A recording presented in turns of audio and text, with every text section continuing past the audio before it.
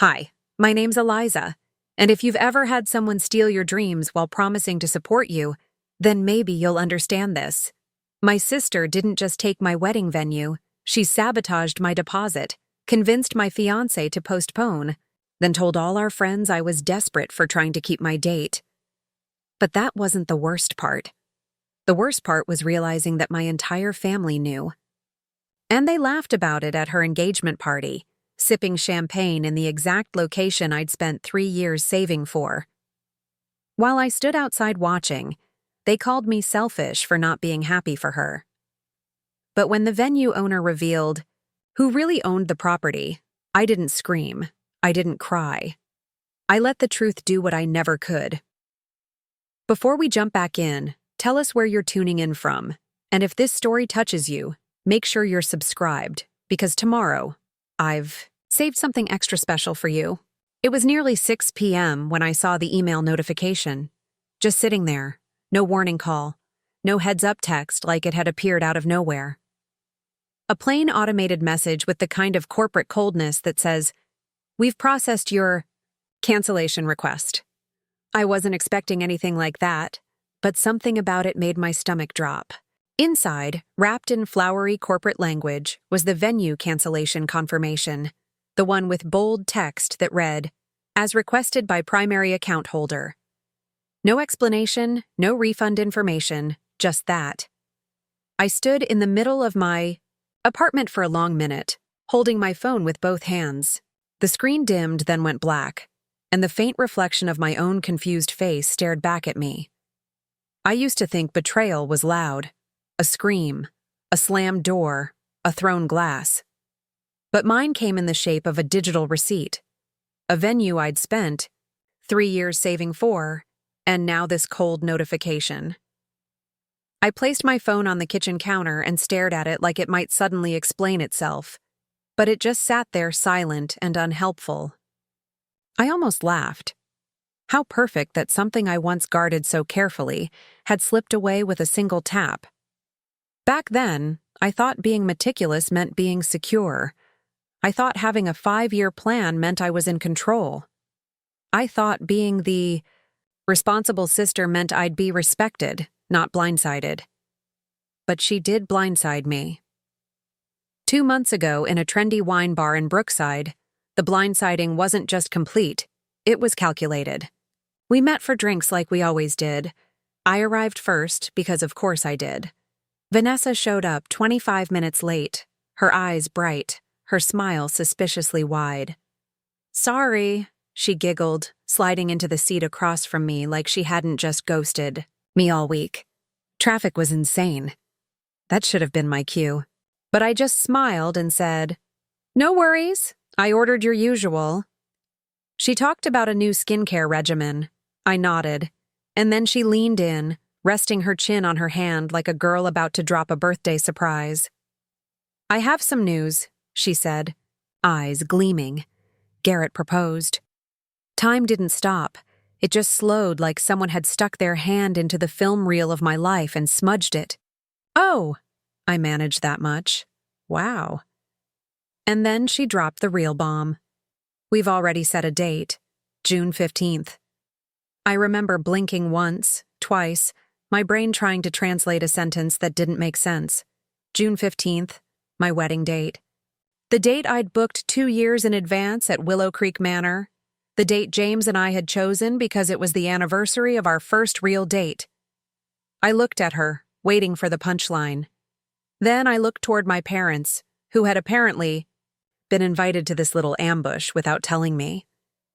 They were sitting 3 tables away, nursing martinis like it was a celebration. My mother lifted her glass. The venue was available. Can you believe it? It's perfect for her vision. That's when I knew I was alone in that room. That wine bar, those drinks, my wedding date, all symbols of a story I thought I understood. But I didn't. I was the footnote to someone else's headline. Back in the present, I sat on my couch, legs curled under me, the email notification still unanswered. I hadn't cried. I hadn't screamed. I'd just gone quiet in a way that made even my friends uneasy. That night, after the drinks, I didn't go straight home. I sat in my car outside my apartment building for almost an hour, watching the windows glow with other people's ordinary lives. I was still in my work clothes, my employee badge still clipped to my blouse. I'd gone from Eliza Parker marketing director to Eliza Parker, discarded inconvenience in a single conversation. It wasn't just about the venue. God knows there were other places we could get married. It was about Vanessa taking and then acting like she was the one doing me a favor. I thought about the nights I'd helped her study for exams she hadn't prepared for. The rent I covered when she forgot her half. The job recommendation I wrote when she couldn't get a call back anywhere else. And now here she was, expecting congratulations for stealing my wedding date at my dream venue. And my parents were smiling about it. I finally went inside, kicked off my heels, dropped my purse. I was halfway through pouring myself a glass of wine when my phone buzzed. It was an Instagram notification. Vanessa had posted a photo from that wine bar. She was smiling with her left hand prominently displayed, showing off a princess-cut diamond. Mom and Dad were behind her, both beaming. Caption? So blessed. Preparing and narrating this story took us a lot of time, so if you are enjoying it, subscribe to our channel. It means a lot to us. Now back to the story. But what caught my breath was the background of the photo. In the corner of the frame, you could just make out the edge of a folder. My folder, the mint green one, the one I had brought to show her my final wedding plans. She used the venue. She used me. And that was the moment I knew something inside me had snapped. I didn't sleep that night. After staring at Vanessa's photo, her smug little smile, the folder in the background like a trophy, I just sat in my living room with the lights off, nursing a cup of lukewarm chamomile, and wondering when exactly my life had become a parody of sisterhood. Somewhere between being the family's emotional support and their doormat, I had missed the moment they all stopped seeing me as a person with dreams of my own. 2 weeks passed. No apology, not even a call. Just silence like I was supposed to. Digest the betrayal, rinse my mouth, and show up smiling for whatever came next. So when my mother texted about a family dinner, I knew what it really was. A performance. Let's all celebrate Vanessa's engagement, she wrote. Celebrate. I almost didn't go, but a part of me, maybe the part still desperate for some kind of explanation, wanted to see how far they'd go, pretending nothing had happened. I chose a black dress with heels higher than I was comfortable in, not because I wanted to impress anyone, but because if I had to walk into that restaurant feeling like a ghost, at least I'd do it looking like someone who hadn't just been robbed of her wedding day. The place was a cozy French bistro downtown. We'd celebrated dozens of occasions there, mine included. The hostess recognized me, smiled wide. Back again so soon? She chirped. I paused. Vanessa smiled sweetly. We were here yesterday for cake tastings, she said. Eliza has the best pastry chef in the city. My hand tightened on my clutch. The hostess led us to a long table near the window. My dad was already seated, sipping something amber and neat. He stood and kissed my cheek like we hadn't just skipped speaking for 14 days. Vanessa sat beside him, glowing, always glowing now. I took a seat directly across from her. Our mother arrived moments later, air kissing both of us and dropping her designer purse onto the table like she was claiming territory. Dinner started with fake laughter and too many pass-the-bread moments. I tried to breathe, tried to find a moment, some opening. But every time I opened my mouth, every time I tried to say something real about the venue, the date, the betrayal, my father would cut in. So, how's the Morrison account? Have you talked to Aunt Sarah lately? The spring weather's been gorgeous, hasn't it? Each interruption more practiced than the last. Vanessa, of course, played her part perfectly. I just want everyone to be happy, she said at one point, eyes round like a child's. There's enough negativity in the world. Negativity? My jaw ached from holding it tight. I chewed through my cocoa van like it was cardboard, nodded through their parade of niceties. They'd rehearsed this whole night, a dinner where the story was that I was difficult, dramatic, and she was the victim of my coldness. The waiter refilled my water glass, then turned to Vanessa. "Your usual table is booked for next Saturday." He beamed. "The wedding coordinator will be here to meet you." "Yes, perfect," she replied. "I'm so excited to finalize everything." She'd been here planning her wedding while I sat alone, wondering if anyone saw me as more than a placeholder for her achievements. The check came. Dad paid. Mom dabbed her mouth and said we should do this more often. Vanessa gave me a little wave as they walked to their car like we were casual acquaintances who'd run into each other at Whole Foods. I didn't even say goodbye. I just walked. My car was a few blocks down and I needed air anyway. But then I heard my name. "Eliza." I turned. It was Megan, my cousin. She looked flushed and slightly uncomfortable, standing under a streetlight with a shopping bag in one hand and her phone in the other. "You were at dinner?" I asked. She laughed awkwardly. No, I was at the tasting, the other one yesterday." I stared at her. She fidgeted with her bag. "Didn't they tell you?" "Oh no, I guess they didn't." "Wow." "What tasting, Megan?" She shifted her weight, suddenly serious. "Vanessa made everyone promise not to tell you. She said you'd make it about yourself, that you were, desperate." "Desperate?" I repeated. "Your mom agreed," she said softly. "She said it would just stir up more drama if you knew they were planning to use all your vendors too. Vanessa said it was easier since you'd already done all the research." I stepped back like she'd slapped me. The noise of the city dimmed. For a moment, all I could hear was the rush of blood in my ears. She told them I was desperate. Megan winced. "She said you were clinging to a wedding that James clearly wanted to postpone anyway." I shook my head.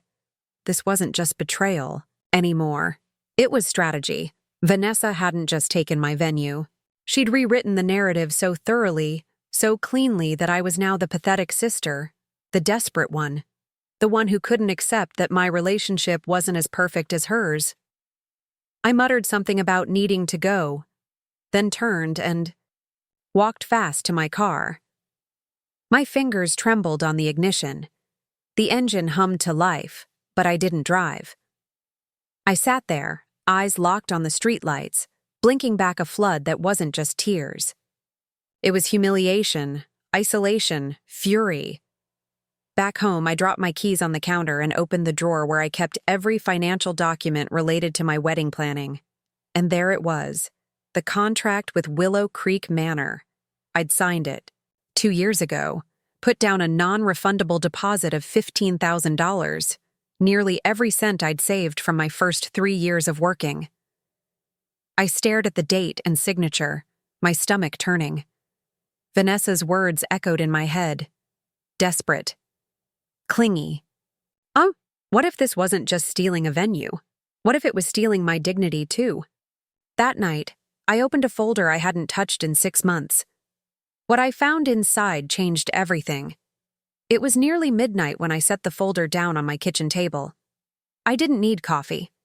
My pulse was doing more than enough to keep me awake.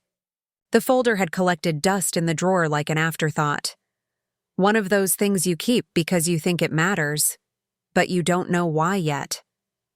I flipped it open slowly, already half dreading what I'd find.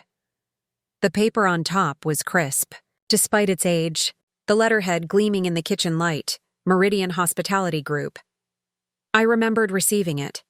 It was a letter congratulating me on my successful application to their exclusive investment program. 6 months ago, I'd invested a significant chunk of my savings, money I'd been putting aside since college, into Meridian's private equity fund. My financial advisor had called it a unique opportunity for someone my age. The fund specialized in acquiring luxury hospitality properties, and at the bottom of the letter was a list of their recent acquisitions. Third on the list, Willow Creek Manor. I'd invested in the company that owned my wedding venue, the same venue Vanessa had now claimed as her own. The room seemed to tilt. I hadn't connected the dots until now. I'd been so focused on the wedding itself, on the planning and the details, that I'd forgotten about the investment entirely. I picked up the paper and stared harder, like squinting would change what I was seeing. But it was all there. Legal, clear, neatly typed on expensive letterhead. There was even a handwritten note in the margin from my advisor. Smart move, Eliza. Meridian's portfolio is expanding rapidly. I couldn't stay in that apartment one more minute. I needed verification. More than that, I needed leverage. I grabbed the folder, keys in hand, and headed to my car. Thomas, my financial advisor, lived 20 minutes away. He was one of the few people I trusted with my finances, with my future. If anyone could tell me whether this connection was coincidence or opportunity, it was him. His porch light was still on when I pulled up. I hadn't even called. I rang the doorbell, heart pounding in my chest. He opened the door in a faded Harvard sweatshirt, his graying hair disheveled. Eliza? He blinked. It's nearly 1 a.m. What's... I know. I'm sorry. I need you to look at something. He didn't ask questions, just stepped aside and motioned for me to come in. We sat at his kitchen island, a half-empty glass of whiskey between us. I slid the Meridian papers toward him. I need to know exactly what my investment in Meridian means. He put on his glasses, took a sip from his glass, and started reading. 2 minutes in, he stopped. You're asking because of Willow Creek? Yes, I said. My sister just took over my wedding booking there. He set the papers down and looked at me directly. Eliza, your investment in Meridian doesn't just make you a passive investor. The tier you bought into gives you preferred stakeholder status. You're part of a very small group of investors who have certain privileges. What kind of privileges? Priority booking, for one. The ability to override standard cancellation policies. Access to their executive team. I sat back, breath caught in my throat. So if someone else booked my venue, you would have priority, he finished. As a stakeholder, your booking would supersede almost any other reservation, save for another stakeholder with more shares or seniority. And does Vanessa have shares? Thomas shook his head. Meridian's stakeholder list is extremely exclusive. If she were on it, I'd know. I couldn't speak. I just stared at the papers like they might open a door I'd thought was permanently locked. Thomas placed a gentle hand on the folder. Whatever's happening here, you have options. But you're going to need more than just stakeholder status. You'll need to speak directly to Meridian's executive team. Can you arrange that? Better, he said, reaching for his phone. Diane Mercer is the CEO. She owes me a favor. I can have her meet you tomorrow. I drove home slowly. I didn't cry. I didn't scream. I just sat in my car outside my apartment, clutching the folder like it might vanish if I loosened my grip. Part of me wished it would, that it could all disappear, take the hurt and anger with it. Instead, I pulled out my phone and typed a message to my mother. Did you know Vanessa took my venue? Or was I just the sister you needed to push aside to make it all work? I hit send. The screen stared back at me. Nothing. 5 minutes passed. 10. Then a notification blinked. It wasn't a reply from her. It was a post from Vanessa, a new photo. Her at Willow Creek Manor, standing under the rose arbor where I had planned to say my vows. Caption: Found my perfect place. Everything happens for a reason. Meant to be. I didn't reply. Instead, I made a calendar entry for my meeting with Diane Mercer, CEO of Meridian Hospitality Group. What I would learn in that meeting would change everything. It was still dark when I pulled up outside the glass and steel building downtown. Meridian's headquarters occupied the top 3 floors, the company logo subtly etched into the revolving doors. I'd driven past this building countless times without realizing that inside were the people who controlled my wedding venue, and potentially my redemption. The security guard nodded when I gave my name. Ms. Mercer is expecting you. 42nd floor. I sat in the elevator, hands clasped tightly in my lap, steadying my breath. This wasn't a confrontation I wanted, but I was done avoiding difficult conversations. When the elevator doors opened, a sleek reception area greeted me. Behind a minimalist desk sat a woman with a sharp bob and sharper eyes.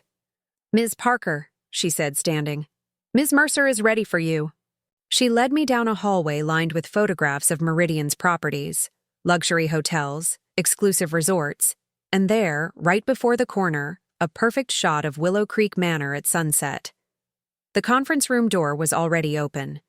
Inside, a woman stood looking out over the city, her silver hair cut in an elegant style that spoke of confidence without trying too hard. She turned when I entered. Eliza, she said, extending her hand. Diane Mercer. Thomas speaks highly of you. Her handshake was firm, her eyes assessing. I got the sense she'd already researched me thoroughly before this meeting. Thank you for seeing me on such short notice, I said, taking the seat she gestured to. Thomas mentioned there was an issue with one of our properties. She sat across from me, folding her hands on the polished table. Willow Creek Manor, I believe? I took a deep breath and explained the situation. My booking, Vanessa's takeover, the family dynamics at play. I kept my voice steady, factual, even as I felt the emotion threatening to spill over. Diane's expression remained neutral, but I noticed her eyes narrow slightly when I mentioned the cancellation. May I see the original contract? She asked.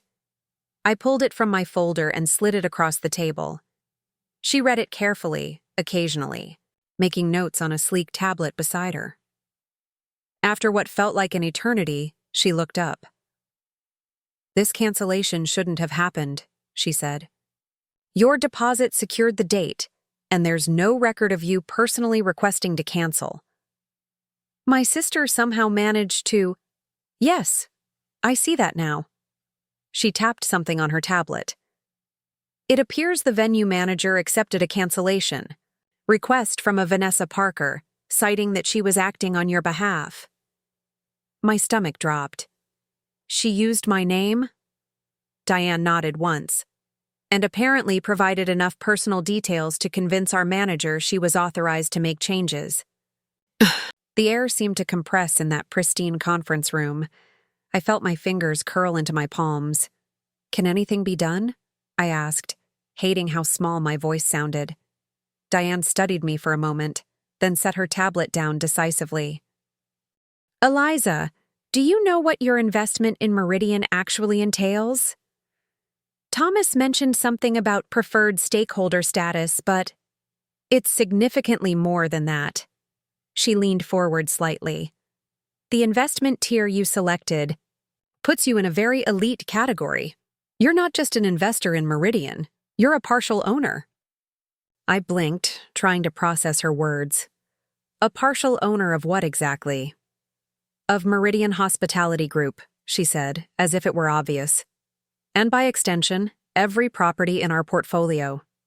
The revelation hit me with physical force. I owned part of Willow Creek Manor, the very venue my sister had stolen from me. How much? I asked, my voice steadier now. Your shares represent approximately 7% of Meridian's total holdings. Not a controlling interest, obviously, but enough to qualify you for our executive stakeholder program, which grants you certain privileges. I sat straighter in my chair. What kind of privileges? Diane smiled for the first time. A small, measured expression that reminded me of a chess player seeing several moves ahead. For starters, your bookings at any Meridian property take absolute priority. No exceptions. She paused. Additionally, as an executive stakeholder, you have the authority to review and, if necessary, overturn management decisions at any of our properties. The implications were clear, but I needed to hear it spelled out. So I could overturn my sister's booking? You could do considerably more than that, Diane replied. But yes, reinstating your original reservation would be well within your rights. I didn't know what to say. I just stared at the contract between us, the weight of possibility settling around me. Diane tapped her tablet again. I've just sent you the complete Executive Stakeholder Handbook. Review it, and let me know how you'd like to proceed. As I stood to leave, she added, "One more thing, Eliza. Meridian has just acquired 3 more venues in the metropolitan area, including Eliza Restaurant and Magnolia Gardens. I believe your sister has bookings at both for pre-wedding events." My breath caught. Vanessa had planned her entire wedding schedule around venues that apparently I partially owned. "The handbook will explain everything," Diane said, walking me to the door. "But if I were you, I'd think carefully about how to use this information. Power exercised thoughtfully is always more effective than power wielded in anger." I drove home with my mind racing. I didn't feel triumphant or victorious. I felt something more profound, a shift in perspective, a realignment of power. As the city passed by my window, I realized I wasn't the same woman who had walked into that building an hour earlier. I wasn't walking out with just information. I was stepping into a new version of myself. And the first person I planned to face with this new understanding was Vanessa. I didn't drive home right away. Instead, I took the long way, winding through the city streets as the morning light began to break through the clouds. The Executive Stakeholder Handbook sat in my passenger seat like a talisman, its weight both comforting and terrifying. I found myself pulling into the parking lot of Willow Creek Manor almost without conscious thought. This early, the grounds were quiet, dew still clinging to the manicured lawns and rose gardens. I parked far from the entrance, under the shade of an old oak tree, and just looked at the building that had been the centerpiece of my wedding dreams for so long. The manor was a stunning Georgian-style estate with ivy-covered walls and windows that caught the morning light like diamonds. The front gardens, where I had planned to have our cocktail hour, were blooming with early summer flowers, peonies and hydrangeas in soft pinks and whites, exactly the palette I had specified in my original plans. I pulled out my phone and scrolled through the gallery I'd created. Inspiration photos, fabric swatches, lighting ideas, all carefully curated over 2 years of planning. Then I opened Vanessa's latest Instagram post. She'd uploaded a photo of herself in the exact spot where I sat now, holding a paint sample that matched my color scheme perfectly.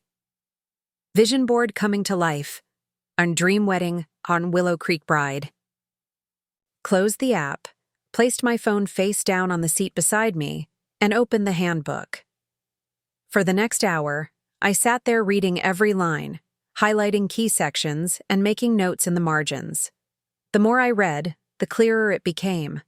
I wasn't just a partial owner on paper. I had real, substantial power within the Meridian organization. As I reached the section on stakeholder privileges and property access, my phone rang. It was James. "Hey," he said, his voice tentative. "I've been trying to reach you all morning. Are you okay?" James and I had been together for 5 years. He'd proposed on a quiet Sunday morning over coffee and crosswords, no audience, no cameras, just us, and the certainty that we belonged together. When the venue situation happened, he'd been supportive but distant, suggesting we could postpone, find another place, maybe even elope. He didn't understand why I couldn't just let it go. "I'm fine," I said, watching a catering van pull up to the manor's service entrance. "Actually, I'm better than fine. I just had an interesting meeting." "About the venue?" He sounded tired, like he was bracing for another emotional conversation. "About Meridian Hospitality Group," I replied, keeping my voice neutral. "The company I invested in last year." "The retirement fund thing?" "It's not a retirement fund, James. It's a direct investment in a hospitality corporation. And it turns out they own Willow Creek Manor." Silence on the line. Then, "Wait, what?" You're saying you invested in the company that owns our venue? Our former venue, I corrected, according to Vanessa. Eliza, what's going on? What are you planning? I watched as staff began setting up for what looked like a wedding showcase. Rows of sample chairs, table settings in various configurations, flower arrangements being carried in. I'm not planning anything yet, I said truthfully. I'm just gathering information. Look, James sighed. I know you're hurt. What Vanessa did was awful, but maybe this is a sign we should rethink the whole big wedding thing. We could do something smaller, more intimate. Do you want to marry me, James? I cut in, surprising even myself with the directness of the question. What? Of course I do. You know that. Then trust me when I say I'm handling this. I'll fill you in tonight. I promise. After we hung up, I sat for a moment longer, watching the activity at the manor increase. A woman in a sleek pantsuit emerged from the main entrance, clipboard in hand, directing the setup. The venue manager, I presumed. It was time to introduce myself. I tucked the handbook into my bag, checked my reflection in the rearview mirror, and stepped out of the car. As I walked toward the entrance, I straightened my shoulders and lifted my chin. The woman with the clipboard noticed me approaching and turned with a professional smile. I'm sorry, ma'am, but we're closed for a private event today. The showcase begins tomorrow at 10 a.m. I'm not here for the showcase, I said, extending my hand. I'm Eliza Parker, executive stakeholder with Meridian Hospitality Group. Her smile faltered just slightly. Executive stakeholder? I don't believe we were informed. It's a recent development, I interrupted smoothly. And you are? Caroline Bennett, events director, she replied, shaking my hand with noticeably more deference. How can I assist you, Ms. Parker? I'd like to review some of your booking records, particularly any changes made in the last month. Caroline's professional mask slipped for just a second. Booking changes? I'm not sure I have the authority to. Page 42 of the Meridian Management. Protocol states that executive stakeholders have unrestricted access to all operational records, I said, quoting directly from the handbook I'd just studied. I'd be happy to call Diane Mercer to clarify if there's any confusion. The mention of the CEO's name worked like magic. Caroline's posture shifted immediately. That won't be necessary. Please, follow me to my office. As we walked through the grand foyer, past the ballroom where I had imagined my first dance with James, I felt a strange sense of déjà vu. I'd walked this path before, but as a bride-to-be, nervous and excited. Now, I walked it as something else entirely. An owner. Caroline's office was tucked away in a corridor behind the main reception area. It was smaller than I expected, with windows overlooking the rose garden and walls covered in photographs of weddings held at the manor. She gestured for me to sit, then moved to her computer. What specific records would you like to see? I'd like to see the cancellation request for the Parker Collins wedding, originally scheduled for June 15th of this year. Her fingers hesitated over the keyboard. Parker Collins? That would be my wedding, yes. Caroline nodded, typing. Quickly. After a moment, she turned the monitor slightly so I could see. Here's the record. The cancellation was processed on April 3rd, requested by Vanessa Parker, who identified herself as... Oh. She stopped, eyes widening slightly as she read. As what? I prompted, though I already knew. As the bride, Caroline finished, looking uncomfortable. She said there had been a change of plans and that you had asked her to handle the cancellation since you were indisposed. Indisposed, I repeated flatly. Her exact words were, too emotional to deal with it herself. Caroline looked genuinely troubled now. She had all the necessary details, contract number, deposit amount, even the security code for making changes to the booking. Information that would have been in my planning folder, I said, remembering the mint green folder visible in Vanessa's Instagram post. Ms. Parker, if there's been a misunderstanding, It wasn't a misunderstanding, Ms. Bennett. It was fraud. I kept my voice level, professional. My sister used my personal information to cancel my wedding booking, then immediately rebooked the venue for herself. And someone at this establishment allowed it to happen without verification. Caroline's face paled. I wasn't personally involved in the transaction, but I can assure you this is highly irregular. We have strict protocols for booking changes, especially cancellations. Clearly, those protocols failed. I leaned forward slightly. Now I'd like to see my sister's current booking details. For the next 30 minutes, I reviewed every aspect of Vanessa's wedding plans. She hadn't just taken my date and venue. She'd copied almost my entire vision. The same color scheme, the same menu options, even the same photographer. The only substantial differences were the flower choices. She'd opted for more orchids, always trying to one-up me. And the guest. Count, hers was nearly double mine, turning what I'd planned as an intimate gathering into a social spectacle.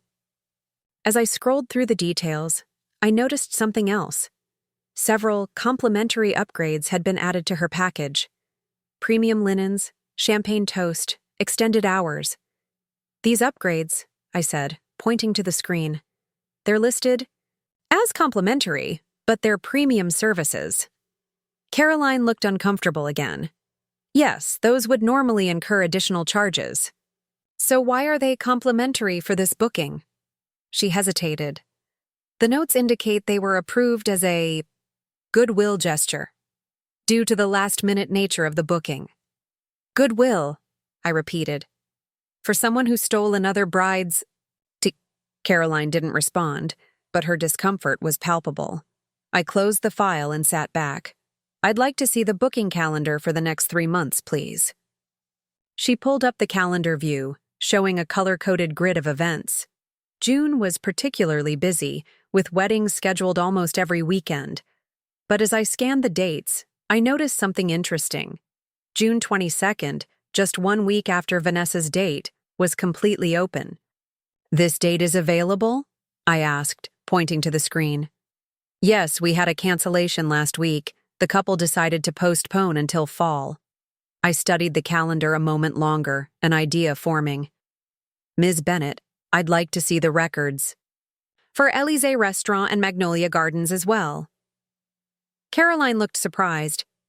Those properties are also part of Meridian's portfolio, but I don't have direct access to their systems. Then please call their managers and have them email the information to you immediately. I handed her my business card. And copy me on all correspondence. As Caroline made the calls, I pulled out my phone and texted James. Found something. Interesting. Can you meet me for dinner tonight, 7 p.m. at La Maison? His reply came quickly. Of course, everything okay? I stared at his message, considering how to respond. Was everything okay? No, but it was about to get better. It will be, I texted back. Trust me. By the time I left Willow Creek Manor, 2 hours later, I had compiled a comprehensive file on not just my canceled booking and Vanessa's new one, but on every Meridian property she had reserved for her wedding festivities. The rehearsal dinner at Eliza, the Sunday brunch at Magnolia Gardens, the bachelor party at the loft downtown, all Meridian properties, all under my partial ownership. But I didn't feel vengeful as I drove away. I felt something more powerful, strategic. In my passenger seat was a folder containing not just evidence of Vanessa's deception, but the blueprint for my response, and it wouldn't be what anyone expected. I met James at La Maison, a small French bistro we'd discovered on our third date. He was already waiting at our usual table by the window, a glass of my favorite Cabernet poured and waiting. The concern in his eyes softened as I sat down. "You look different," he said, studying my face. "More." I don't know. Determined? I smiled, feeling more centered than I had in weeks. I've had an enlightening day. Over dinner, I explained everything. The Meridian investment, my stakeholder status, the meeting with Diane Mercer, and my visit to Willow Creek Manor. James listened intently, his expression shifting from concern to surprise to something like admiration. "So you're telling me you literally own part of the venue your sister stole from you?" he asked, shaking his head in disbelief. "Not just the venue, the entire hospitality group that owns it, plus several other properties she's booked for her wedding events." James sat back, a slow smile spreading across his face. "That's incredibly poetic justice." "It's more than justice," I said, taking a sip of wine. "It's an opportunity. To get the venue back? To reclaim more than that." I leaned forward, lowering my voice slightly. "James, I've spent my entire life being the responsible sister, the one who plans ahead, the one who follows the rules. And what has it gotten me? Taken advantage of, again and again." He reached across the table, taking my hand. "I know, and it's not fair. So what are you thinking?" "I'm thinking it's time to stop being so predictable." I squeezed his hand.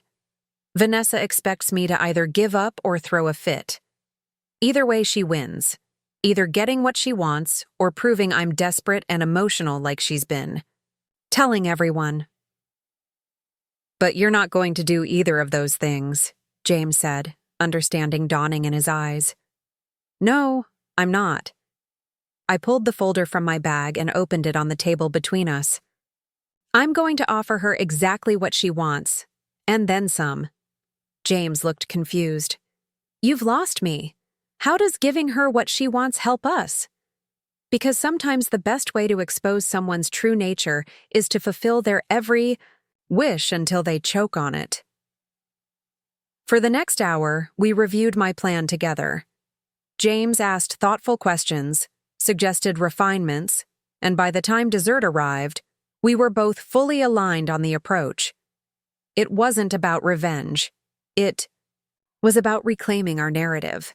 And in the process, perhaps teaching Vanessa a lesson she desperately needed to learn. As we left the restaurant, James pulled me close under the awning. "I'm sorry I suggested postponing or eloping," he said softly. "I didn't understand how important this was to you."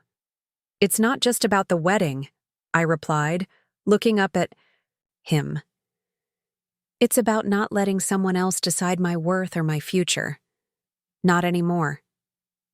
He nodded, then kissed me gently. "So what's our next move?" "Tomorrow I meet with Diane Mercer again. Then we start phase 1. That night I slept better than I had in weeks. No anxiety dreams, no waking up in cold sweats, just peaceful, restorative sleep. When my alarm went off at 6 a.m., I felt refreshed and ready. I dressed carefully for my meeting, a tailored navy suit, minimal jewelry, hair pulled back in a sleek bun, the look of someone who meant business. As I applied my lipstick, I caught my reflection in the mirror and barely recognized myself, not because I looked different physically, but because the woman staring back at me held herself differently. Shoulders back, chin up, eyes clear and focused. Diane was already waiting when I arrived at Meridian's headquarters. This time, we met in her private office, a corner space with floor-to-ceiling windows and views of both the city skyline and the river beyond. The room was minimalist but powerful, much like its occupant. "Eliza," she greeted me, gesturing to a chair across from her desk.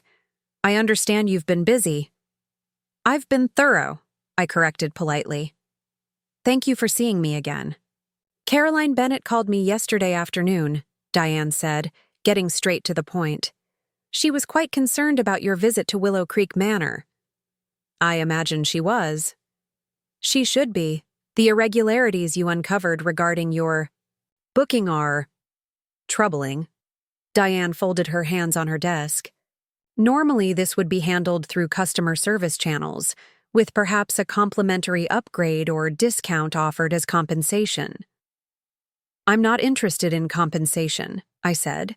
"I'm interested in resolution." "And what does resolution look like to you, Eliza?" I placed my folder on her desk and opened it to the first page. a detailed timeline of events I'd compiled, from my original booking to Vanessa's fraudulent cancellation. Resolution begins with accountability, I said. Someone at Willow Creek Manor failed to follow proper verification protocols, allowing my sister to commit fraud. That needs to be addressed. Diane nodded, reviewing the timeline. Fair. And beyond that? I turned to the next section of my folder, a comprehensive proposal I'd stayed up late finalizing. I want to exercise my rights as an executive. Stakeholder to implement several changes.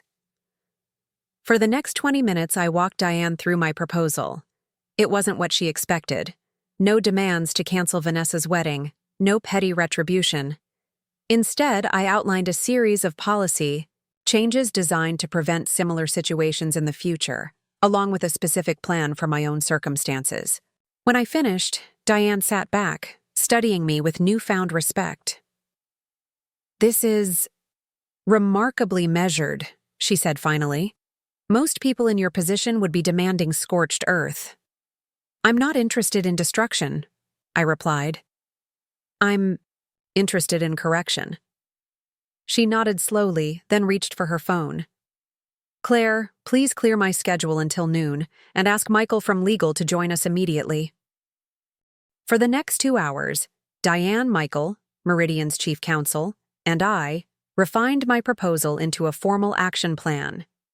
By the time we finished, I had not just their approval, but their enthusiastic support. "I have to say, Eliza, you've handled this situation with exceptional grace and strategic thinking," Diane said as we concluded. "Those are qualities we value highly at Meridian." "Thank you," I said, gathering my notes. "I appreciate your support." "It's more than support," she replied, exchanging a glance with Michael. "We'd like to offer you a position on our advisory board." I paused, caught off guard. Advisory board? A select group of stakeholders who provide input on strategic decisions, Michael explained. "It's a paid position, quarterly meetings, with significant influence on company direction." "We've had an opening for months," Diane added. "After seeing how you've handled this situation, I believe you'd be an excellent addition." I felt a surge of something I hadn't experienced in a long time: recognition. Not as someone's sister or fiancé, but as a capable individual with valuable skills and perspective. "I'd be honored to consider it," I said, careful not to accept on the spot. "May I have some time to think about it?" "Of course," Diane smiled. "In the meantime, shall we proceed with your proposal?" "Yes," I said, standing to shake her hand. "Let's begin immediately." As I left Meridian's headquarters, the weight of the past week seemed to lift from my shoulders. I wasn't just reclaiming my wedding venue. I was reclaiming my power, my agency, my self-respect. I drove directly to Thomas's office. He was with a client when I arrived, but his assistant showed me to his private conference room to wait. 20 minutes later, he walked in, curiosity evident on his face. "So, how did it go with Diane?" I smiled, a genuine smile that felt foreign on my face after weeks of tension. Better than I could have imagined. I filled him in on everything: the visit to Willow Creek Manor, dinner with James, the morning's meeting with Diane and Michael, and the advisory board offer. Thomas leaned back in his chair, clearly impressed. "I knew you had potential when you made that investment, but this," he shook his head. "You've turned what could have been a personal catastrophe into a professional opportunity." I had good advice, I acknowledged, and a lot of motivation. "What happens now?" he asked. "With your sister, I mean." I looked down at my phone, where a notification had just appeared. An email from Diane confirming our plan was in motion. "Now," I said, "we wait for her to notice." It didn't take long. At exactly 3:27 p.m., my phone rang. Vanessa's name flashed on the screen. I let it ring 4 times before answering, my voice casual. "Hello?" "What the hell did you do?" she demanded, not bothering with pleasantries. You'll have to be more specific, I replied, keeping my tone light. Don't play dumb. I just got a call from Willow Creek Manor saying there's been a corporate review of my booking and they need to discuss some adjustments with me. Her voice was tight with barely contained fury. This has you written all over it. Interesting, I said. What kind of adjustments? They wouldn't say over the phone. I have to go in for a meeting tomorrow. She paused, and when she spoke again, her voice had shifted to the manipulative sweetness I knew so well. Look, Eliza, I know you're still upset about the venue, but this is getting ridiculous. Can't you just be happy for me for once? 5 weeks ago, that tone would have worked. It would have made me question myself, feel guilty, back down. But not anymore. Happy for you? I repeated, keeping my voice neutral. For stealing my wedding venue by impersonating me? For taking my plans, my date, my vision, and calling me desperate behind my back? Which part exactly should I be happy about, Vanessa? There was a stunned silence on the other end. Then, who told you that? Was it Megan? She always exaggerates. It doesn't matter who told me. What matters is that it's true. I took a deep breath. Enjoy your meeting tomorrow, Vanessa. I think you'll find it illuminating. Before she could respond, I ended the call. Tomorrow would be a day of revelations, not just for Vanessa, but for my parents, for James, and most importantly, for me. The folder Vanessa would receive at Willow Creek Manor contained more than just booking details. It contained a mirror that would force her to see herself clearly, for perhaps the first time in her life. And I would be there to witness it. I arrived at Willow Creek Manor 30 minutes before Vanessa's scheduled meeting. The morning air was crisp, carrying the scent of freshly cut grass and roses in bloom. I parked in the executive space Diane had arranged for me, straightened my blazer, and walked through the employee entrance at the rear of the building. Caroline Bennett was waiting for me in the small conference room adjacent to her office. She looked nervous, fidgeting with the sleeve of her blouse as I entered. "Ms. Parker, everything is arranged as requested," she said, gesturing to the setup. "The documents are in the folder, the refreshments will be served at 10:15, and the presentation is loaded on the system. Thank you, Caroline." I kept my voice professional but not cold. None of this was her fault, not really. "And the observational access?" She nodded, walking to a door at the back of the room. "Through here. It's the planning suite we use for bridal parties. One-way glass. You'll be able to see and hear everything, but they won't know you're there." I followed her into the adjoining room, a comfortable space with plush seating and a wall of one-way glass overlooking the conference room. A tablet on the side table was connected to the room's audio system. "Your sister is scheduled to arrive at 10 Bowrow," Caroline said, checking her watch. "Her fiancé confirmed he'll be with her, and your parents called to say they'd be attending as well." That was unexpected. My parents? They weren't invited to this meeting. Caroline looked uncomfortable. "Your sister insisted they be included." She was. Quite forceful about it. Of course she was. Vanessa never fought a battle without reinforcements. "That's fine," I said, surprising myself with how little it bothered me. The more the merrier. As Caroline left to make final preparations, I settled into one of the armchairs facing the glass. From here, I could see the conference table, the presentation screen, and the 4 chairs arranged on the far side. On the near side, 2 chairs awaited the Meridian representatives who would conduct the meeting. I checked my phone. A text from James. "In position. Everything ready on my end." I smiled. James was handling his own critical part of today's plan, one that would unfold simultaneously across town. We had synchronized our watches this morning, kissed at my doorstep, and headed to our respective battle stations. At precisely 9:58, the conference room door opened. Vanessa swept in like she was making an entrance at the Met Gala, not attending a business meeting at a wedding venue. Her camel-colored wrap dress probably cost more than most people's monthly rent, and her hair was freshly highlighted, cascading in perfect waves over her shoulders. Garrett followed behind her, looking uncomfortable in a blazer that seemed too tight around his shoulders.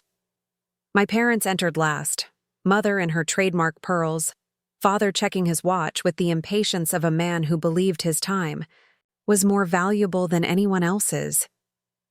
They took their seats, Vanessa in the center with Garrett on one side and my parents on the other, a perfect tableau of family unity. The only missing piece was me, the inconvenient sister who had supposedly become too emotional to handle her own wedding plans. At 10 sharp, the door opened again, and 2 people entered. I recognized Diane immediately, her silver hair and commanding presence unmistakable. Beside her was Michael, the legal counsel from yesterday's meeting, carrying a leather portfolio. Vanessa's face registered momentary confusion. Clearly, she had expected to meet with Caroline, or perhaps the venue manager, not with corporate executives. "Good morning," Diane said, her voice professional and measured. "I'm Diane Mercer, CEO of Meridian Hospitality Group, which owns and operates Willow Creek Manor. This is Michael Harrington, our chief legal counsel." My father straightened in his chair, always alert to the presence of power. "Robert Parker," he said, extending his hand. "And this is my wife, Helen, my daughter Vanessa, and her fiancé, Garrett Williams." Diane shook his hand briefly. "Yes, we're aware of who you all are. Thank you for coming in today."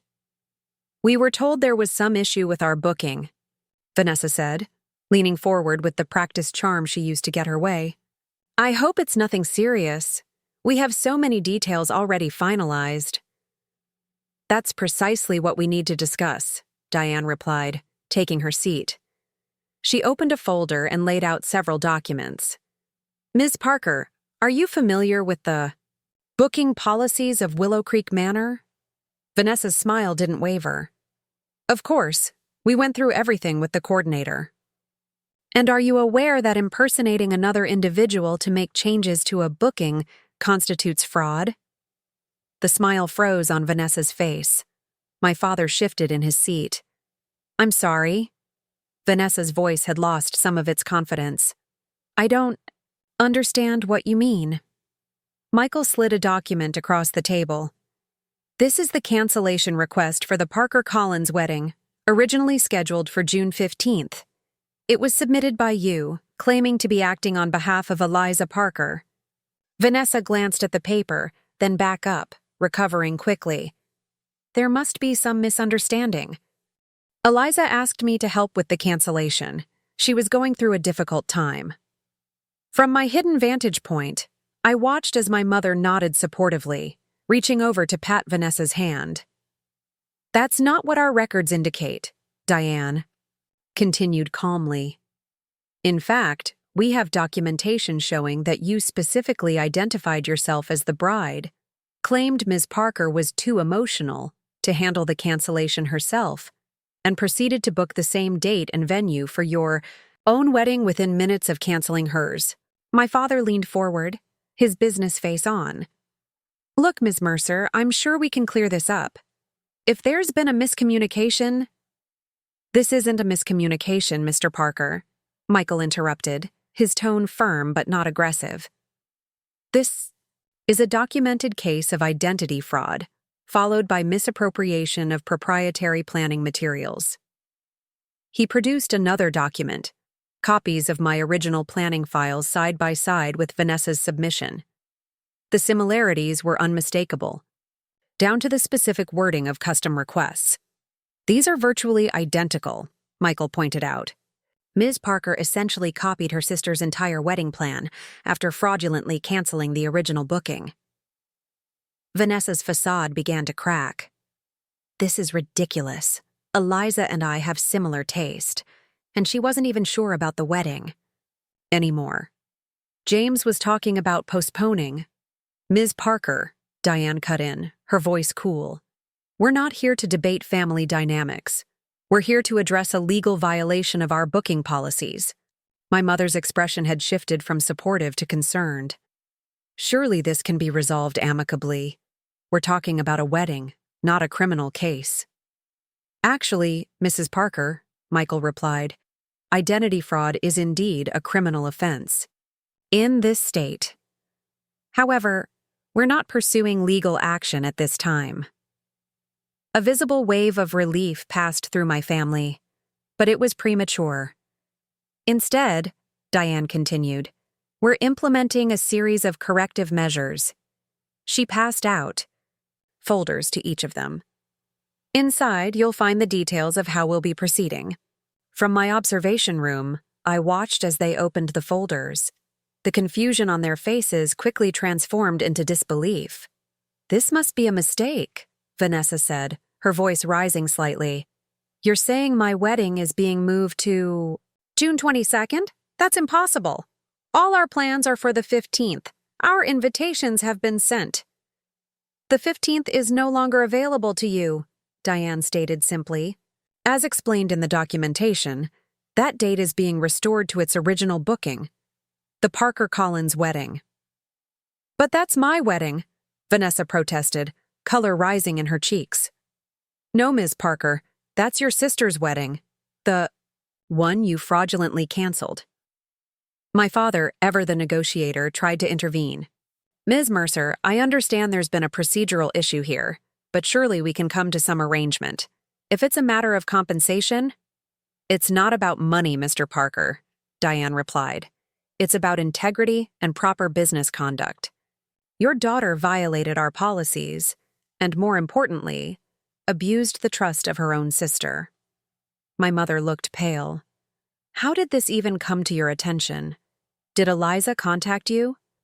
Diane exchanged a glance with Michael. The irregularities came to light during a standard review by one of our executive stakeholders. Executive stakeholders? My father repeated. His business interest peaked despite the situation. Yes, individuals who hold ownership shares in Meridian Hospitality Group. Michael's tone was matter of fact. They have oversight privileges regarding our properties and operations. Vanessa had been flipping frantically through the folder, her perfect composure completely gone. This is insane. You can't just change my wedding date. Do you know how many people we've invited? The vendors we've booked? The deposits we've paid? If you'll continue reading, Diane directed, you'll see that we've made provisions for all of that. Your vendor contracts can be transferred to the new date without penalty. We'll provide complimentary reprinting of your invitations. And as a gesture of goodwill, we're offering a 30% reduction in the venue fee. Goodwill? Vanessa almost spat the word. This is sabotage. It's obvious Eliza is behind this. She's always been jealous of me. From my hidden spot, I couldn't help but smile at the irony. Vanessa, who had stolen my venue, my date, and my plans, was now accusing me of jealousy. My father, sensing the meeting was not going in their favor, shifted tactics. Who is this executive stakeholder? I'd like to speak with them directly. Perhaps they don't understand the full situation. I assure you, they understand completely, Michael replied. And while stakeholders typically maintain privacy regarding their investments, in this case, the individual has agreed to be identified. Diane pressed a button on the conference phone in the center of the table. Claire, would you please send in our executive stakeholder now? My cue. I stood, smoothed my blazer, and walked to the connecting door. Taking a deep breath, I stepped into the conference room. The expressions on their faces were priceless. Vanessa's mouth actually fell open. My father looked like he'd been slapped. My mother's hand flew to her pearls. Only Garrett seemed unsurprised, perhaps even relieved. Good morning, I said, keeping my voice steady and professional. I believe you were asking about me. Eliza, my father managed. What is this? This, I said, taking the third seat beside Diane, is a correction of the record. Vanessa recovered her voice first. You're behind this? You pretended to be some kind of executive to ruin my wedding? I didn't pretend anything, I replied calmly. I am an executive stakeholder in Meridian Hospitality Group. I've been an investor for 6 months. That's impossible, my father said, looking genuinely confused. Where would you get that kind of money? From working hard and saving carefully for the last 8 years, I said. The same money I used for my wedding deposit, the one Vanessa made disappear. This is ridiculous, Vanessa said, turning to our parents. Are you hearing this? She's trying to steal my wedding because she can't stand that James probably wants to call theirs off anyway. Actually, I said, James and I are very much looking forward to our wedding on June 15th at Willow Creek Manor, as originally planned. My mother finally found her voice. Eliza, darling, this seems so extreme. Vanessa made a mistake, certainly, but to go to these lengths. A mistake? I interrupted, my calm slipping just slightly. She deliberately canceled my booking by pretending to be me. She took my planning materials without permission. She told people I was desperate and too emotional to handle my own wedding. Those aren't mistakes, Mother. They're calculated actions. You've always been too sensitive, Vanessa snapped. It's just a venue, for God's sake.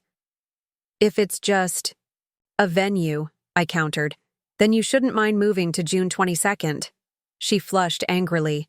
Our invitations have gone out. Everyone's already arranged travel, which is why Meridian is offering to handle the change notifications and compensate you for any inconvenience, I said. That's more consideration than you showed me when you stole my date. My father, ever pragmatic, was studying me with new eyes. You're really an investor in Meridian? A significant one? Significant enough to have a seat on their advisory board, I confirmed, not bothering to mention the offer had just come yesterday. The shift in his expression was subtle but unmistakable. A new calculation, a reassessment of the daughter. He had always underestimated. Vanessa wasn't giving up so easily. This is just spiteful. You're punishing me because you can't stand that I'm getting married before you. This isn't about who gets married first, I said. It's about honesty, respect, and consequences. You lied, you manipulated, you used my personal information fraudulently, and now you're facing the consequences. Your sister is correct, Diane added. Meridian takes these violations extremely seriously. If not for Eliza's intervention, this could have resulted in legal action against you. That silenced the table momentarily. My father, always alert to legal exposure, looked genuinely concerned. So what happens now? He asked finally. Now, you have a choice, I said, opening my own copy of the folder. Option 1. Vanessa's wedding moves to June 22nd, with all the accommodations Meridian has offered. Her other events at Eliza Restaurant and Magnolia Gardens remain unchanged. She issues a public apology for the confusion to anyone affected by the date change without mentioning me or the actual circumstances. And option 2? My mother asked warily. Option 2 is less pleasant, Michael interjected. If Ms. Parker refuses to accept the date change, Meridian will have no choice but to cancel all her bookings at our properties, including Willow Creek Manor, Eliza Restaurant, and Magnolia Gardens. Additionally, we would be obligated to report the identity fraud to the proper authorities. The conference room fell silent. Vanessa's face had gone from flushed to pale. This is blackmail, she said finally, her voice shaking. No, I corrected her. This is consequence, something you've managed to avoid for most of your life. My father cleared his throat. Eliza, could we speak privately for a moment? Family to family? There's nothing to discuss privately, I said. The terms are clear and they're non-negotiable. But surely we can work this out as a family, my mother pleaded. There's no need for all this. Corporate involvement. I looked at her directly. We stopped being able to work things out as a family the moment you all decided to support Vanessa in stealing my wedding venue instead of standing up for what was right. That hit home. My mother had the grace to look ashamed. Garrett, who had been silent throughout the entire exchange, finally spoke. "Vanessa, just take the new date. It's a perfectly reasonable solution." She turned on him, incredulous. "Reasonable? She's publicly humiliating me." "No," he said firmly, surprising all of us. "She's giving you a chance to fix your mistake, without the embarrassment of having to explain to everyone why we're actually changing dates. She's giving you an out." The room fell silent again as Vanessa absorbed this. I watched the calculations happening behind her eyes, the weighing of pride against practicality, of anger against self-preservation. Finally, she looked up at me, her expression a complex mix of resentment and resignation. "Fine, June 22nd, but I want all the upgrades I was promised, plus additional compensation for the inconvenience." "The terms are as stated in the folder," Diane replied, unmoved by Vanessa's attempt to negotiate. "We believe they are more than fair, given the circumstances." My father, recognizing defeat, nodded briskly. "We accept the terms. Vanessa's wedding will move to June 22nd, with the accommodations offered by Meridian." "Excellent," Diane said, producing a document from her portfolio. "If you could all sign here, acknowledging the resolution and the confidentiality agreement." As they signed one by one, I maintained my professional demeanor, even as a profound sense of vindication washed through me. This wasn't just about a wedding date or a venue. It was about finally standing up for myself, about refusing to be the convenient scapegoat in the family narrative. Once the documents were signed, Diane gathered them efficiently. "Thank you for your cooperation. Caroline, we'll be in touch regarding the logistics of the date change. We'll have everything updated in our system by the end of day." My family rose to leave, an awkward silence hanging between us. As they reached the door, I spoke one last time. "Vanessa." She turned, her expression guarded. "Congratulations on your engagement. I truly hope your wedding day is everything you want it to be." Confusion flickered across her face. She had clearly expected gloating or further confrontation, not sincerity. "Thank you," she replied stiffly, before following our parents out the door. Once they were gone, I let out a long, slow breath. Diane reached over and squeezed my arm gently. "Well handled," she said. "Not everyone could maintain that level of professionalism in such a personal situation." "Thank you for your support," I replied. "I couldn't have done this without Meridian's backing." "On the contrary," Michael said, gathering his papers. "You had the leverage already. We simply provided the framework."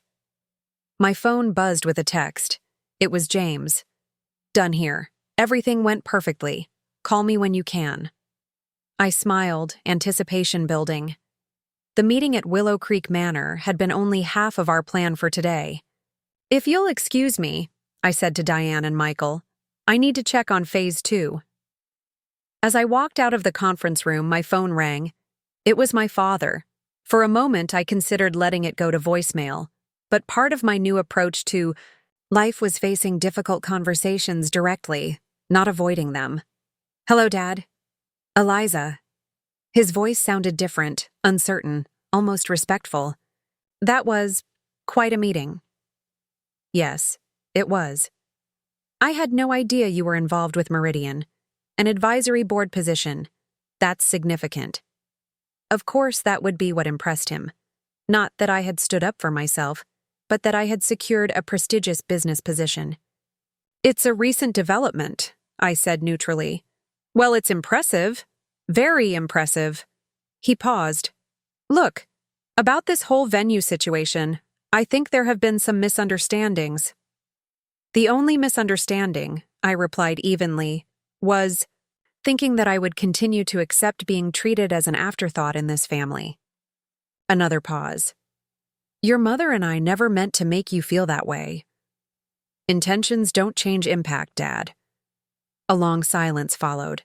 Then, "You're right. And I I owe you an apology. We should have questioned Vanessa more carefully about the venue situation. It was perhaps the first genuine apology I'd ever received from my father.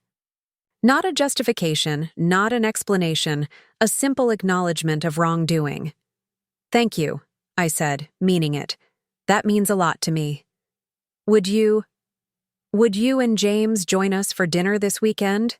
To discuss your wedding plans? Your mother and I would like to contribute if you'll let us. The old Eliza would have jumped at this olive branch, eager to regain parental approval. But I wasn't that person anymore. I appreciate the offer, Dad. Let me talk to James and get back to you. Of course, of course. Another pause. Eliza. I'm proud of you. The way you handled yourself in there, it was impressive. Thank you. I'll call you later this week. As I ended the call, I felt lighter somehow, as if a burden I'd carried for years had finally been set down. I wasn't naive enough to believe one meeting had transformed my family dynamics completely, but something had shifted, a rebalancing, of power, a new understanding. I walked out to the parking lot, the June sun warm on my face. As I approached my car, I saw a familiar figure leaning against it.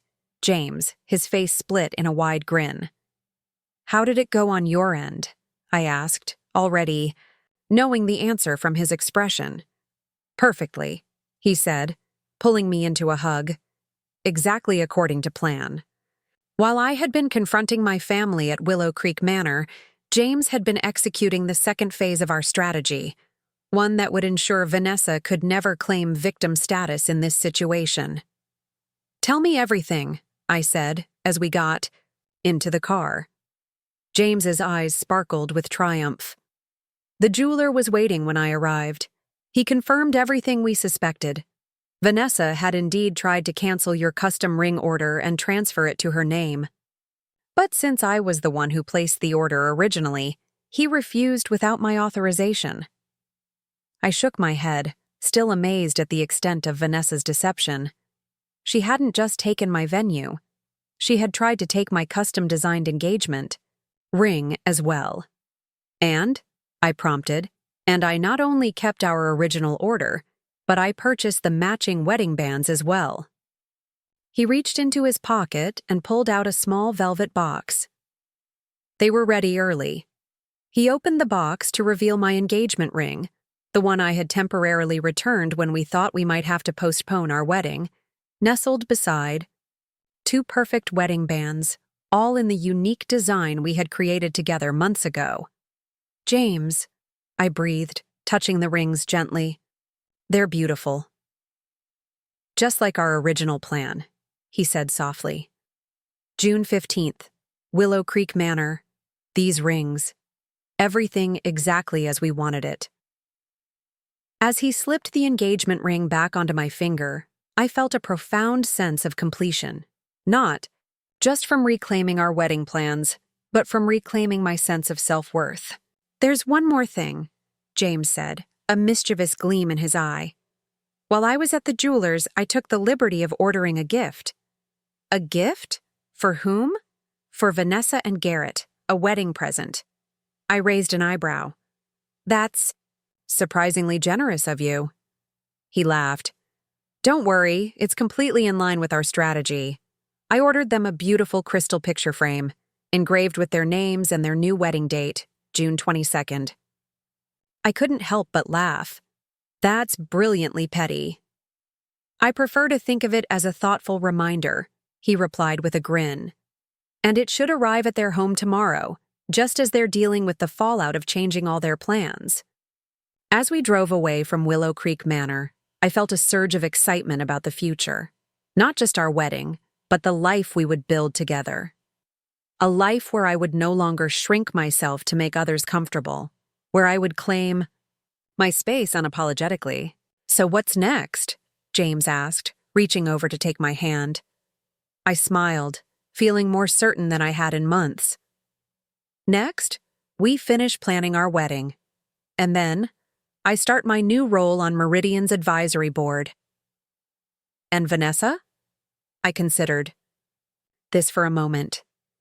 Vanessa will do what Vanessa always does: adapt and survive. But things will be different now. The dynamics have changed. Because you changed them, James said, squeezing my hand. Yes, I agreed, watching the world pass by outside my window. Because I finally decided that my dreams matter too. As we drove toward our future, I thought about the journey of the past few weeks, from devastation to determination, from victim to victor. I hadn't just reclaimed my wedding venue. I had reclaimed my voice, my power, my self-respect. And that was worth more than any venue could ever be. The morning of June 15th dawned with perfect clarity, the kind of day wedding photographers dream about. Soft light, gentle breeze, not a cloud in the sky. I stood at the window of the bridal suite at Willow Creek Manor, watching as the early sun gilded the gardens where, in just a few hours, I would walk down the aisle to marry James.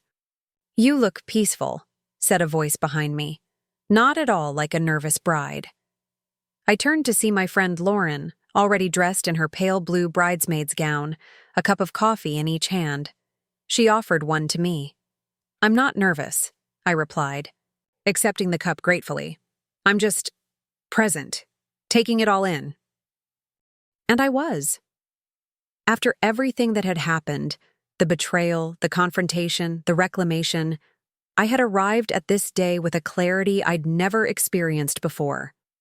The journey to this moment had transformed me in ways I was still discovering.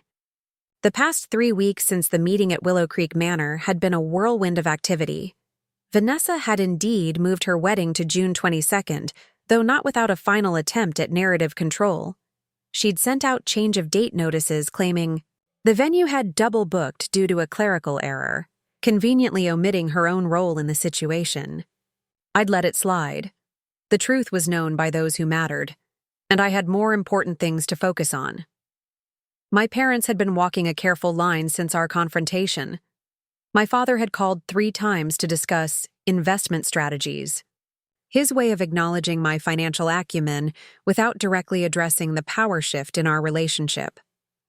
My mother had thrown herself into helping with wedding details, perhaps as penance, perhaps as a genuine attempt to repair our relationship. I'd accepted her help with clear boundaries. Yes to addressing invitations. No to changing the guest. Yes to helping with floral arrangements. No to suggesting we include Vanessa as a bridesmaid to heal the family rift. Vanessa herself had been conspicuously quiet. No calls, no texts, just the occasional passive-aggressive social media post about rising above negativity and focusing on what truly matters. The silence was telling. She was recalibrating, reassessing her position in a dynamic that had fundamentally changed. "Earth to Eliza," Lauren waved her hand in front of my face. "Where'd you go just now?" I smiled, setting my coffee down on the windowsill. "Just reflecting on how much has changed since I thought I'd lost this place." You didn't just get the venue back," Lauren said, adjusting a strand of my hair that had escaped its clip. "You got yourself back." She was right. Before Vanessa's betrayal, I had been living a half version of myself, the accommodating sister, the peacekeeper, the one who always adjusted her dreams to make room for others. Now I stood taller, spoke clearer, moved through the world with the confidence of someone who knew her own worth. The door to the bridal suite opened, and my mother entered, already dressed in her champagne-colored Mother of the Bride ensemble. She carried a small gift box tied with white ribbon. "Everything's running right on schedule," she announced, her event planner efficiency on full display. "The florist just finished the arbor, the string quartet is setting up, and the photographer wants to start the pre-ceremony shots in 30 minutes. "Perfect," I said, turning back to the window. Below, I could see the staff arranging white chairs in neat rows, placing delicate floral arrangements at the end of each aisle. My mother approached cautiously, holding out the box. "I brought you something, for your something old." I took the box, our fingers brushing in the exchange.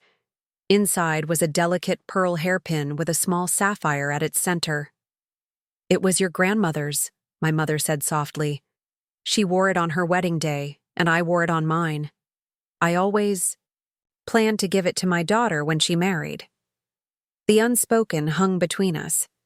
Had she already promised it to Vanessa for next week? Had she changed her mind after our confrontation? I decided it didn't matter. What mattered was this moment. This gesture. "It's beautiful," I said, lifting it carefully from the box. "Thank you." Lauren took it from my hands. "Let me put it in for you. It'll look perfect with your updo." As she secured the pin in my hair, my mother watched with an expression I couldn't quite decipher, pride mixed with something like regret. "Eliza," she began, her voice unusually hesitant. "I owe you an apology. A real one, not just for the venue situation." I met her eyes in the mirror. "For what, specifically?" She seemed taken aback by my directness. The old Eliza would have rushed to assure her that no apology was necessary, smoothing over any potential conflict. "For never seeing you clearly," she said finally. "For always expecting you to be the easy one, the reasonable one, while we catered to Vanessa's demands." It wasn't fair, and it wasn't right. The admission hung in the air between us, unexpected and powerful. I turned from the mirror to face her directly. "No, it wasn't," I agreed. "But I played my part too. I accepted that role for too long." "Why did you?" she asked, genuinely curious. "Why did you let us treat you that way?" It was a question I'd been asking myself for weeks. Because I thought keeping peace was more important than keeping my power. I thought being loved meant being agreeable. My mother's eyes filled with tears. "I never meant to make you feel that way." "I know," I said, taking her hands in mine. "But impact matters more than intention." And the impact was that I never felt like I mattered as much as Vanessa did. She nodded, squeezing my hands. "I see that now, and I promise you, from this day forward, things will be different." "They already are," I said simply. A knock at the door interrupted the moment. James's mother peeked in, her face flushed with excitement. "Sorry to interrupt, but the photographer is ready whenever you are, and the makeup artist needs about 20 minutes for final touches." "We'll be right there," I assured her. As she disappeared back down the hallway, my mother stepped back, composing herself. "I should check on the catering. Last I heard they were setting up the champagne tower." "Thank you," I said, "for everything." She smiled, a genuine smile that reached her eyes. "This is your day, Eliza, exactly as it should be." After she left, Lauren helped me into my wedding dress, an elegant A-line in ivory silk with delicate lace detailing at the neckline. As she fastened the tiny pearl buttons that ran down my spine, I caught my reflection in the full-length mirror. The woman looking back at me wasn't just a bride on her wedding day. She was a woman who had learned her own strength, who had faced betrayal and emerged not bitter, but better. "You look incredible," Lauren said, adjusting the train. "James is going to lose his mind when he sees you." "Speaking of James," I said, "would you check if he got my gift? I asked the concierge to deliver it to the groom's suite an hour ago." "On it," Lauren said, disappearing through the door. Alone for a moment, I walked to the window again. The venue was transforming before my eyes, guests beginning to arrive, ushers guiding them to their seats, the string quartet playing softly in the background. Everything exactly as I had envisioned it all those months ago when I first booked. This place. My phone buzzed with a text message. Expecting it to be from Lauren or perhaps the coordinator, I was surprised to see Vanessa's name on the screen. For a moment I hesitated. Did I really want to open whatever message she had sent on my wedding day? But curiosity won out. "I know I'm the last person you want to hear from today, but I wanted to say I'm sorry. Really sorry. What I did was unforgivable, and you deserved better from me. I hope today is everything you wanted it to be. Congratulations, Eliza." I read the message twice, searching for the hidden barb, the passive-aggressive undertone. There wasn't one. It seemed genuine. Before I could formulate a response, Lauren burst back into the room, her face alight with excitement. "James got your gift, and he absolutely loves it. He said to tell you it's perfect and that his letter to you should be arriving any second." As if on cue, there was a soft knock at the door. Lauren opened it to reveal one of the venue staff holding a cream-colored envelope. "Delivery for the bride," he said with a smile. I took the letter, my heart beating a little faster.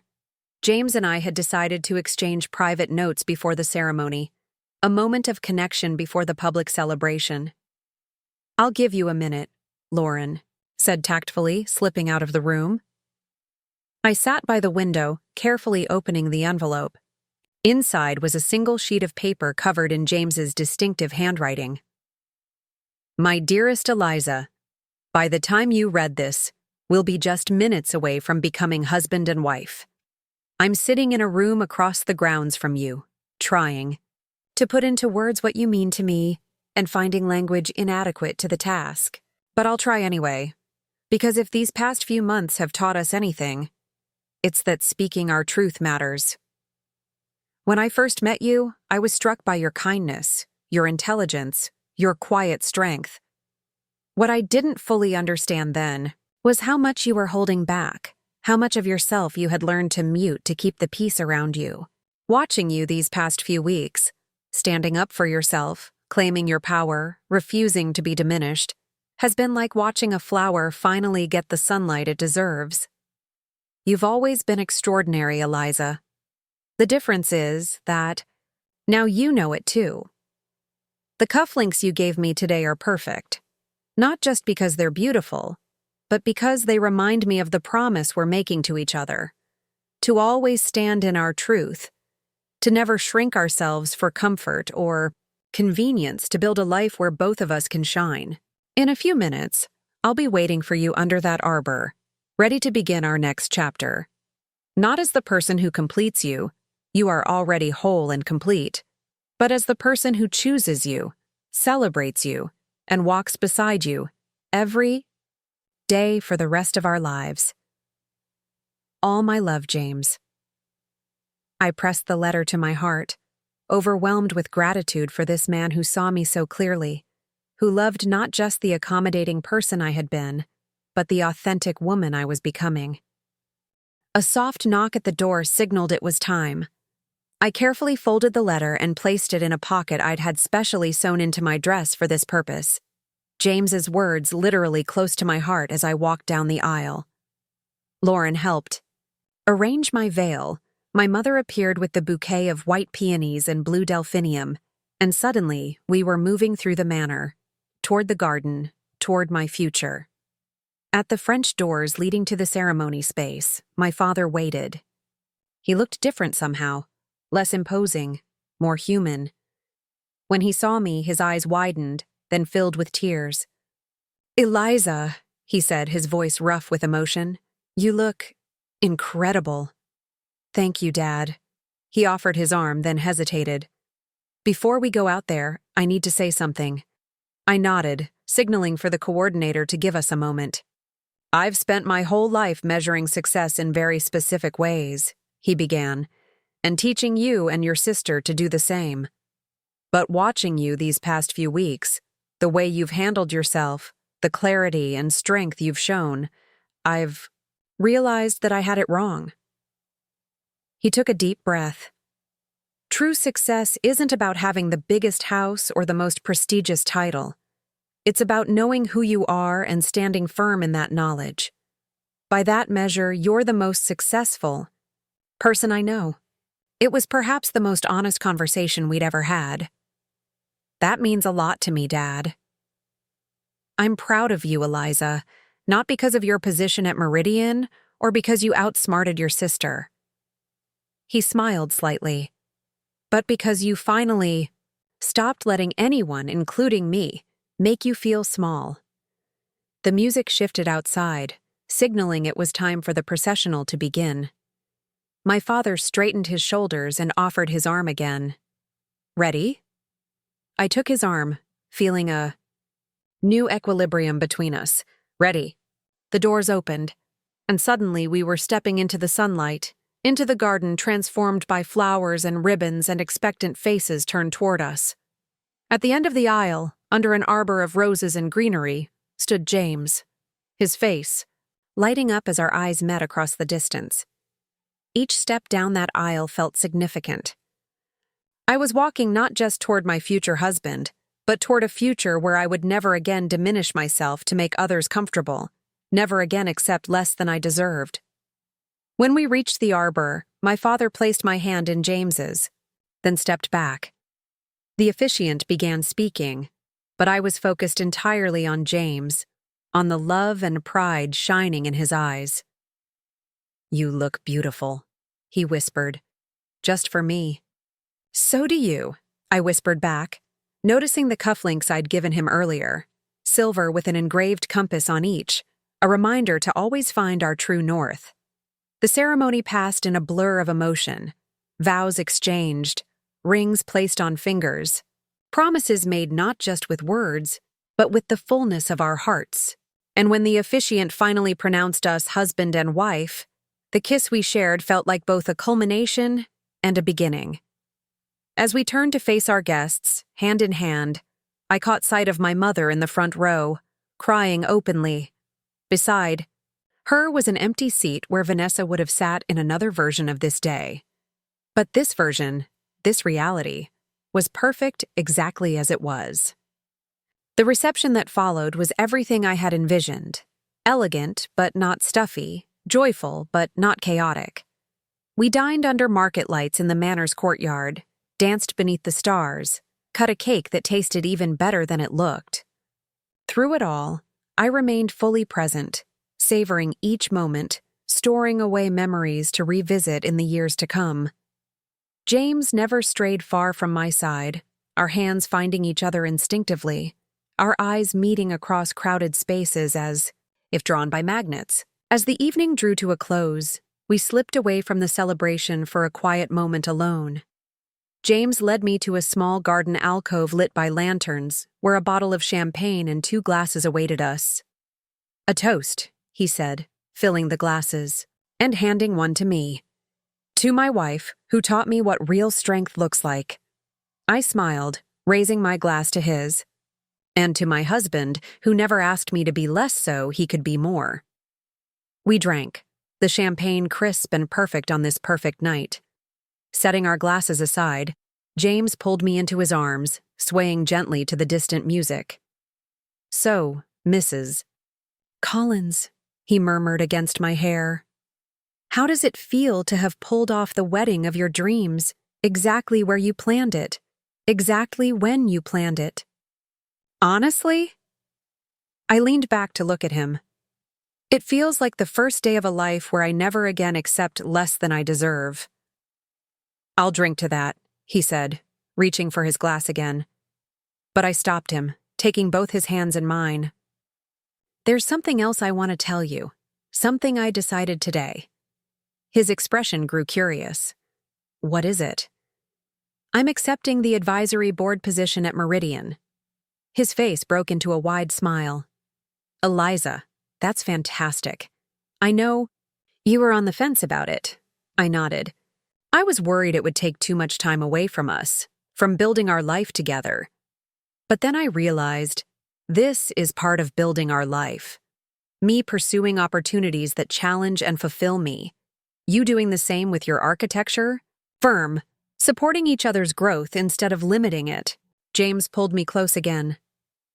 "I love that vision for us. And I love you. All of you, exactly as you are."